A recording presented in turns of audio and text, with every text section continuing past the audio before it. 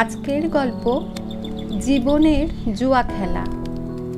কলমে জয়িতা হালদার ঘোষ। পাশের ঘর থেকে মা উঠে এসেছে ফোনের আওয়াজ শুনে। জানে তো ছেলে পঙ্গু, যদি ফোনটা হাতের কাছে না থাকে তাই জন্য।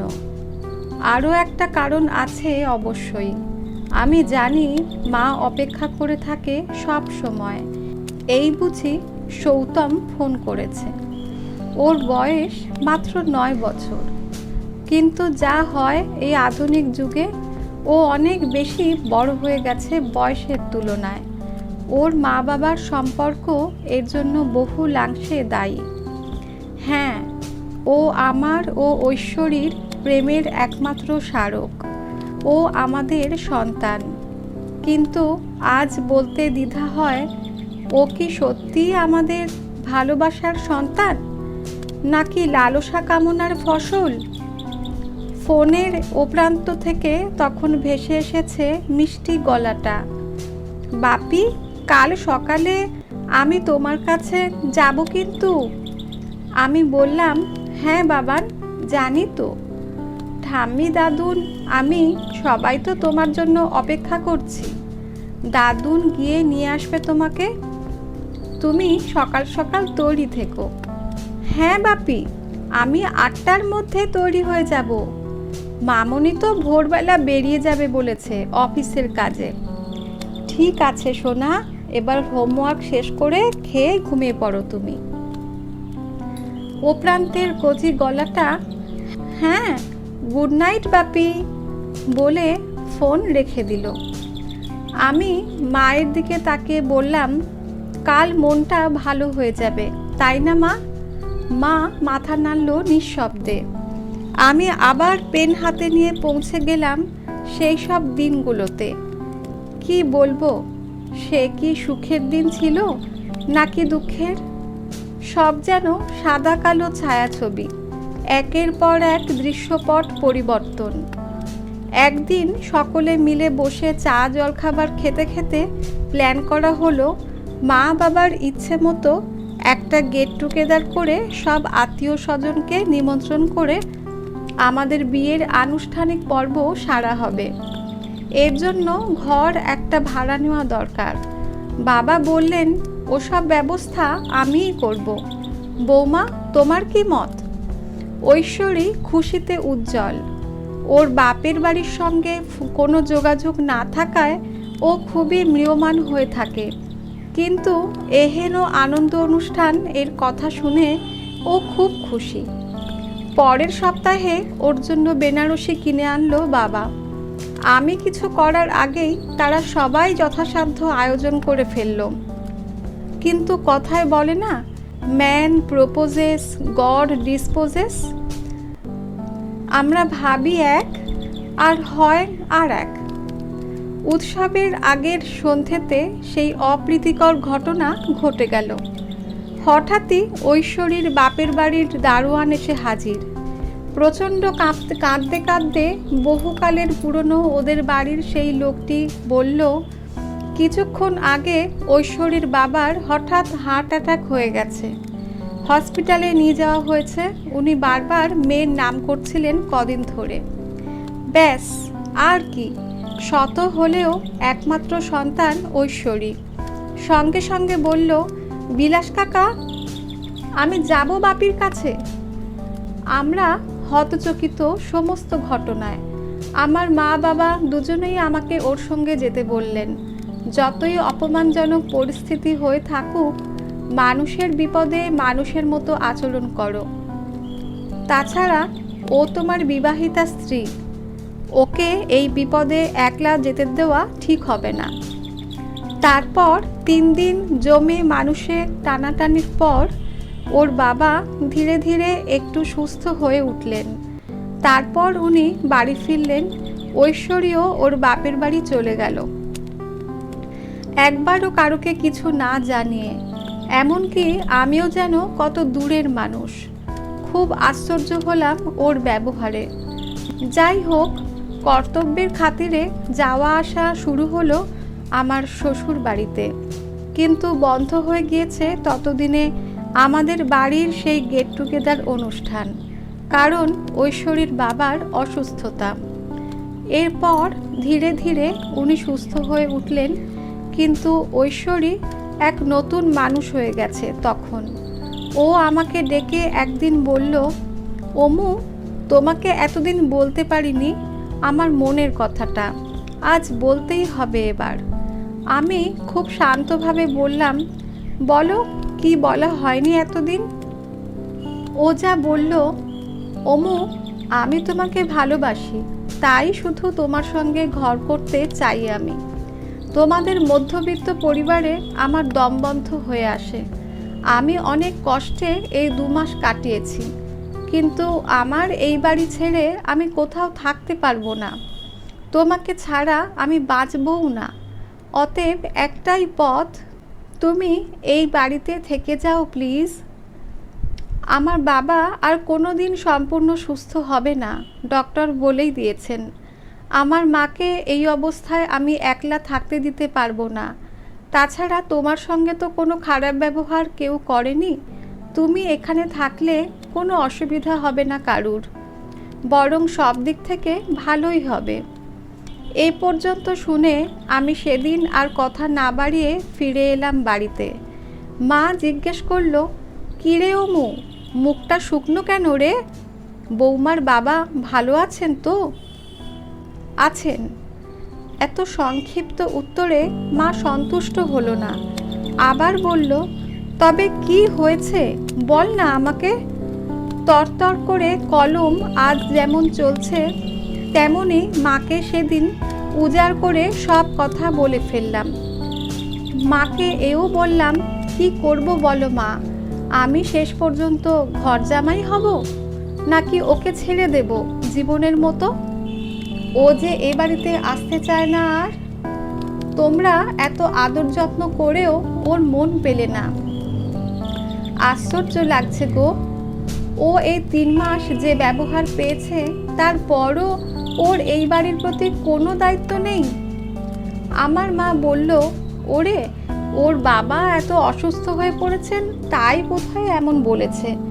তুই কদিন অপেক্ষা কর, সব ঠিক হয়ে যাবে। আমি নিয়মিত যাতায়াত করতে থাকলাম আর লক্ষ্য করলাম ওর মা আমার ওপর খুব আস্থা রাখেন। ওর বাবার বাকশক্তি হারিয়ে গিয়েছিল, তাই চোখের দৃষ্টি ছিল অবুঝ শিশুর মতো।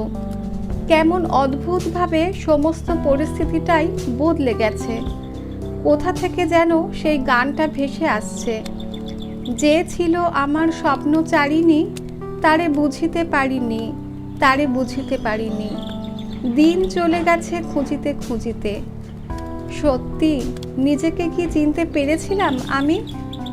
কোনো সুযোগ ছিল না আর কিছু ভাবার, কারণ তখন বিয়ের 5 মাস পেরিয়েছে আর খবর পেলাম ঐশ্বরী 2 মাসের অন্তঃসত্ত্বা। মা এ খবর পেয়ে উচ্ছ্বসিত হয়ে উঠল, বলল, ওকে ভালো রাখার জন্য তুই আর অমত করিস না, যা ও বাড়ি গিয়ে থাক।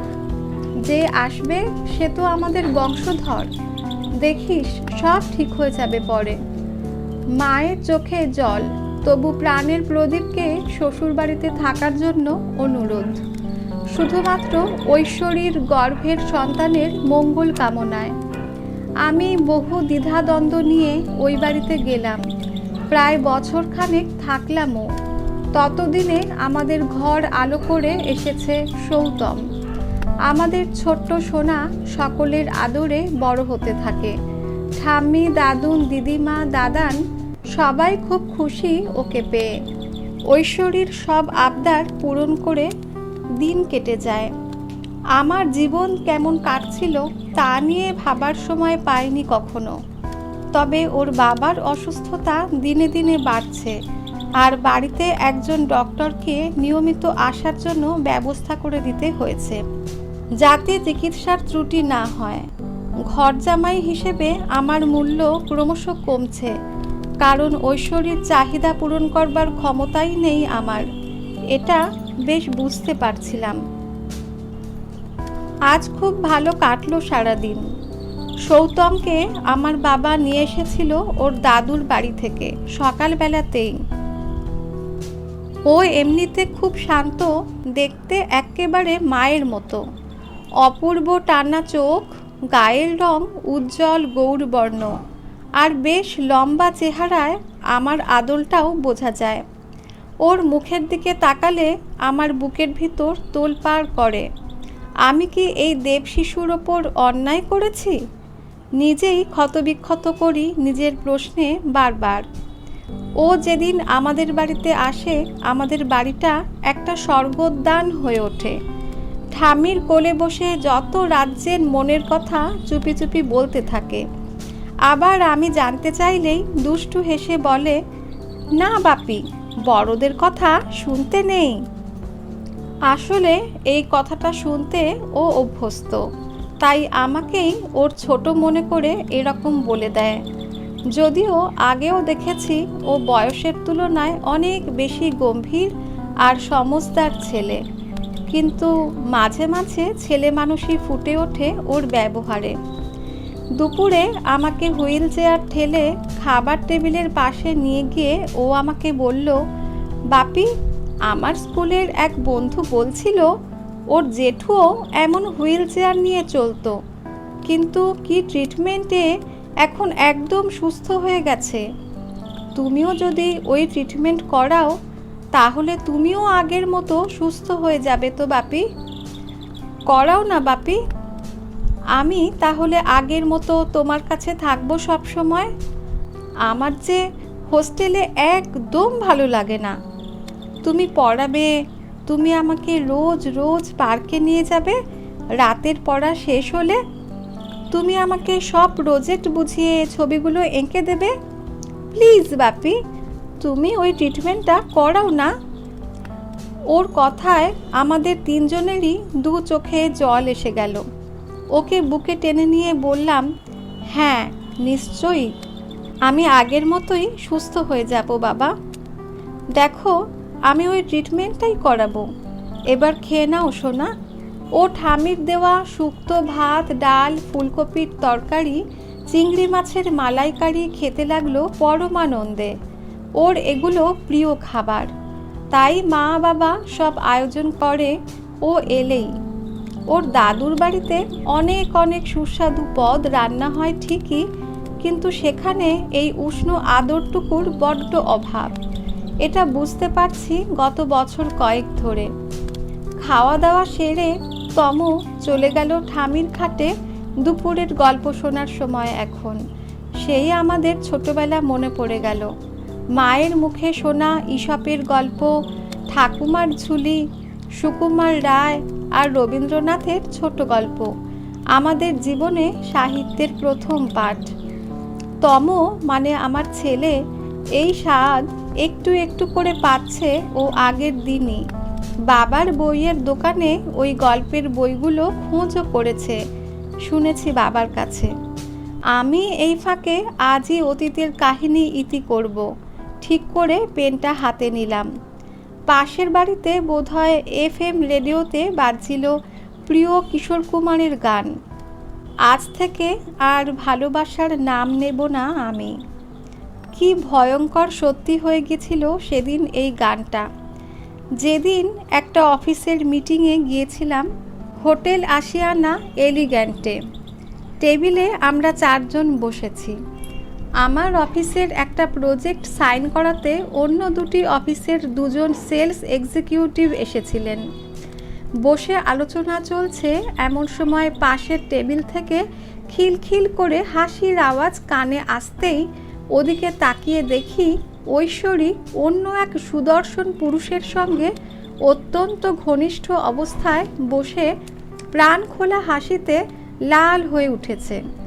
আমি এতটাই আশ্চর্য হলাম যে হাতের কফির কাপটা পিছলে কফি পড়ল টেবিলে। সঙ্গে সঙ্গে চোখ সরিয়ে সরি বলে আলোচনায় যোগ দিতে চেষ্টা করলাম, কিন্তু বারবার অন্যমনস্ক চোখ ওদিকেই যাচ্ছিল। ওরা আমাকে খেয়াল করেনি। আমি ওদের দিকে পিছন ফিরে বসেছিলাম। ওর সঙ্গীটি খুব চেনা আমার। ওর বাবার চিকিৎসার তত্ত্বাবধানে থাকা ডাক্তারবাবু ডক্টর প্রত্যুষ মুখার্জি। আমার হাত পা ক্রমশ অবশ হয়ে আসছিল। এমনিতেই কিছুদিন ধরে খুব দুর্বল লাগে। কোনো রকমে অফিসের অন্য কলিগের সাহায্য নিয়ে কাজ মিটিয়ে যখন শ্বশুরবাড়িতে ফিরলাম, তখন বাড়িতে সেই ডাক্তারবাবু আরও আগের থেকেই উপস্থিত হয়েছিলেন দেখলাম। আরও দেখলাম দুপুরে স্কুল থেকে জ্বর নিয়ে বাড়িতে ফেরা ছোট্ট তম বিছানায় একা একা শুয়ে আছে। ওর কপাল গরম আগুন। বসার ঘরে ওর মা গল্পে মত্ত তার প্রিয় মানুষের সঙ্গে। এবার আর ধৈর্য রাখতে পারলাম না। ওই ঘরে ঢুকে স্বভাব বিরুদ্ধভাবে প্রচণ্ড চিৎকার করে বললাম, কি দরকার ছিল ঐশ্বরী এভাবে আমার ও আমার পরিবার আর আমার সন্তানের এতটা ক্ষতি করার? তুমি মা হওয়ার যোগ্য নও, তুমি স্ত্রী হওয়ারও যোগ্য নও। এতটুকু শিশু এইভাবে জ্বরে পড়ে আছে, আর তুমি এইভাবে সারাদিন প্রেম করে বেড়াচ্ছ পরপুরুষের সঙ্গে। ছি ছি ছি, কি ভয়ঙ্কর নিচে নেমে গেছো তুমি। কেন এভাবে আমাদের জীবন নষ্ট করলে? কে অধিকার দিয়েছিল তোমাকে? ও সঙ্গে সঙ্গে উঠে দাঁড়াতেই ডক্টর মুখার্জি বলে উঠলেন, দাঁড়ান মশাই, কাকে কি বলছেন? আপনি কি নিজে ওর যোগ্য মনে করেন নিজেকে? কোন গুণটা আছে শুনি আপনার? শুধু একটা গ্র্যাজুয়েট আর প্রাইভেট ফার্মে চাকরি, তাও তো যদি ঘর জামাই না থাকতেন সংসারই চলতো না। এমন বনেদি পরিবারের মেয়েকে ফাঁদ পেতে বিয়ে করে তারপরও যে রাজার হালে আছেন, এই আপনার 14 পুরুষের সৌভাগ্য। যান যান, নিজের ঘরে থাকুন নিজের মতো। এমন বউ আপনার যোগ্য নয়, এটাই সত্যি। চরম উত্তেজিত হয়ে ঐশ্বরীকে বললাম, ইনি কে? আমাদের স্বামী স্ত্রীর মধ্যে একে কে কথা বলার অধিকার দিয়েছে? ততক্ষণে আমার রুগ্ন শিশু সন্তান আমার কাছে এসে আমাকে আঁকড়ে ধরে রয়েছে। ঐশ্বরী জবাব দিল, এই আমার ভবিষ্যৎ স্বামী। তোমার সঙ্গে সব সম্পর্ক শেষ করে দিতে চাই। আগামীকালই আমি কোর্ট কেস করব। যা কথা বলার তা ওখানেই হবে। আমি তমকে কোলে তুলে আঁকড়ে রেখে বললাম, আমিও চরম বিশ্বাসঘাতকতার শিকার হয়ে এখানে আর থাকতে চাই না, তবে ছেলে কিন্তু আমার। এর অধিকার আমি তোমার মতো দুশ্চরিত্রার হাতে দিতে রাজি নই। ঐশ্বরীর মা মাত্র মাসখানেক আগে মারা গিয়েছেন, আর বাবাও তার 6 মাস আগে চলে গেছেন। অতএব বড় লোকের মেয়ে স্বেচ্ছাচারিতার শিখরে উঠবে, এ আর নতুন কথা কি? কিন্তু ভারতীয় আইনে ছেলেকে আমার কাছে রাখার জন্য কোনো নিয়ম নেই। তাই অসম্ভব যন্ত্রণা নিয়ে আমাকে ফিরতে হলো খালি হাতেই। আমার একমাত্র সন্তান বড় হচ্ছে এক নির্মম একাকিত্বের জগতে। হোস্টেলে রেখেছে ওরা ওকে, আর নিজেরা ডিভোর্স পাওয়ার পরদিনই বিয়ে করে নিয়েছে। তবুও কোর্টের নিয়মানুযায়ী স্কুলের ছুটিতে যখন ও আসে ওর দাদুর বাড়িতে, আমি তখন বাবাকে পাঠাই ওকে নিয়ে আসার জন্য। আমার পঙ্গুত্বের কারণ ঐশ্বরীর ব্যভিচারী জীবন। ও আমাকে নিয়মিত স্লো পয়জনিং করা শুরু করেছিল ওর বাবা মায়ের মারা যাওয়ার পর থেকেই। আমি ধীরে ধীরে পুরুষত্ব হারাচ্ছিলাম। আমার কর্মক্ষমতাও চলে যাচ্ছিল, খুব দুর্বল লাগতো সবসময়। এভাবেই খুব কষ্টকর জীবন চলতে চলতে ওর স্বেচ্ছাচারী জীবনের এক টুকরো ছবি আমার চোখ খুলে দিল। আমি অসুস্থ শরীরে আমাদের বাড়িতে ফিরে এসে এক ভয়ঙ্কর ব্যাধির শিকার হয়ে পড়লাম। তা হলো মারাত্মক নেশা। তখন তম এতটাই ছোট, মাত্র 2 বছর বয়স। তাই আমার কাছে ওকে কেউ নিয়ে আসতো না। আমি সহ্য করতে পারিনি সেই সব দিনগুলো। আমি ড্রাগ নিতে শুরু করেছিলাম তখন। আমার হাত কনকন করছে, আর একটু পরেই তম ঘুম থেকে উঠে পড়বে, আমার কাছে এসে বলবে, বাপি আমাকে পার্কে নিয়ে চলো। আমাকে তার আগে এই যন্ত্রণার ইতিহাস শেষ করতেই হবে। আশ্চর্য লাগছে, গত 2 মাস আগেও আমার হাত কাঁপতো ভীষণভাবে। আমি পেন ধরতেই পারতাম না। কিন্তু তমর সাথে প্রতিদিন দেখা হওয়ার পর একই আবদার থাকতো, বাপি তুমি ভালো হয়ে যাও আগের মতো। ওর কথা ভেবে নতুন করে নিজেকে সাজাতে ইচ্ছে করলো। মা বাবা অনেক বলে বুঝিয়েও যা পারেনি তা আমার ছোট্ট সোনা পারল। মনের প্রচণ্ড ইচ্ছে আর একটা সংস্থার ট্রিটমেন্টে আমি অনেক সুস্থ এখন। কিন্তু পায়ের জোর আসেনি, কারণ একবার নেশাগ্রস্ত হয়ে পড়ে গিয়েছিলাম সিঁড়ি দিয়ে। তারপর কোমরে মারাত্মক চোট পেয়ে নার্ভ ড্যামেজ হয়ে পুরো পা দুটো কমজোর হয়ে গেল ধীরে ধীরে। জানি না তমর স্বপ্ন পূরণ করতে পারবো কি না আমি, কিন্তু চেষ্টা করতেই হবে আমাকে। ওর মধ্যে আমার মা বাবা একটু সুখ খুঁজে পায়, ওকে আমাকে আগলাতেই হবে। একদিন ও সাবালক হয়ে আমাদের কাছে ফিরে আসবেই, এই আমার বিশ্বাস। জীবনের জুয়া খেলায় একবার হেরেছি বলে কি আর জিততে পারবো না আমি? এটাই এখন আমার জীবনের নতুন চ্যালেঞ্জ। ওই যে তম উঠে পড়েছে ঘুম থেকে, ও এসেই গলা জড়িয়ে ধরে বললে, একটু তোমার সঙ্গে বেরিয়ে আসি। বাপ্পি বাপ্পি চলো, সূর্য ডুবে যাবে এখনই। যাই আমি, একটু তোমার সঙ্গে বেরিয়ে আসি। গল্পটি শুনে কেমন লাগলো অবশ্যই কমেন্ট করে জানাতে পারেন। আজ এই পর্যন্তই, ফিরবো পরের অডিওতে নতুন কোনো গল্প নিয়ে।